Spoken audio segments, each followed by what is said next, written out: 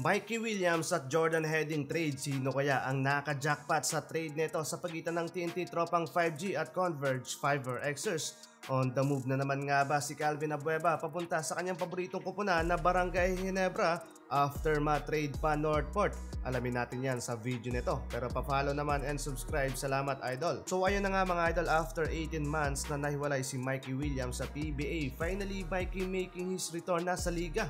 Pero hindi para sa TNT. Kasalukuyang hawak ng TNT Tropang 5G ang rights ng 2x finals MVP at gusto nilang i-trade ito pa Converge Fiverr Xers in exchange for former Gilas Pilipinas sharpshooter na si Jordan Heading. Matatapos na rin mga idol ang mapait na drama-rama sa hapon sa pagitan ni na Mikey Williams at TNT na nagsimula noong 2023 Governors Cup. Hindi kasi mga idol nagkasundo ang dalawang partido patungkol sa magiging kontrata nito sa kupunan. Kaya sa trade na ito mabibigyan ulit ng panibagong chapter si Mikey Williams sa Converge.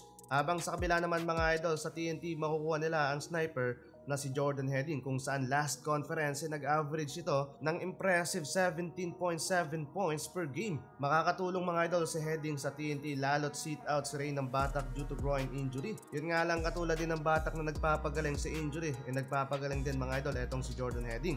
Kaya ang tanong dyan mga idol, agad nga bang makakabalik ang sharpshooter para tulungan ng TNT na makamit ang Grand Slam? Samantalang isa pang katanungan diyan mga idol, kung win-win situation nga ba itong one-on-one deal ng TNT at Converge? Well, para sa aking opinion mga idol, parehong makikinabang ang dalawang kupunan sa kanilang makukuha sa trade. Pero eto yung catch dyan mga idol. Sa side ng TNT, pag nakuha nila si Jordan Heading at agad makakabalik sa roster, paniguradong blowout to mga idol. Lalo't one of the deadliest outside shooter etong si Heading at talagang magagamit habang wala pa sina Castro at ng Batak. Hindi na ito mag-iinarte dahil one of the biggest franchise nito sa liga at lehitimong championship contender ang mapupuntahan niya. Paano ko nasabi real talk lang, sino nga ba ang gaganahan noon na maglaro sa Terra Firma G, kupunan na walang balak manalo at napunta lang naman ito sa Converge dahil sa head coach ng SGA na si Charles Chu.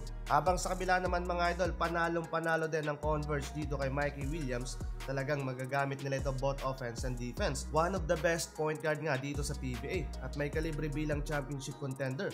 Mas lalong lalakas pa ang Converge kung maglalaro si Mikey Williams. Ang challenge dito para sa Purple Team ay kung mapapasagot nila si Williams sa magiging alok dito na siya namang hindi nagawa noon ng TNT for the past 2 years. Pero noong nasa TNT pa si Mikey Williams ay talagang living the life ito mga idol para sa mga average wage earner. Biruin mo, nagkakahalaga lang naman ng $26,000 per month ang sinasahod niya, including perks and bonuses. Kung i-convert sa peso yan, tumataginting na kulang-kulang 1.5 million pesos at hinihinalang nagdemand pa ng $2,000 na dagdag sahod. Pero sa kasamaang palad, hindi yan pinatos pa ng TNT. At ang masaklap pa, wala ng Charles Chu sa Converge. Hamon to mga idol para sa team. Isang mahalagang tao na nakapagpabalik sa kanya sa mundo ng basketball. Pero ang good news mga idol, reportedly willing nga daw si Mikey Williams na maglaro at bumalik sa PBA at sa kahit anong kupunan pa daw yan except sa TNT Tropang 5G. Sa conclusion ko mga idol, parehong panalo ang dalawang kupunan sa trade nito.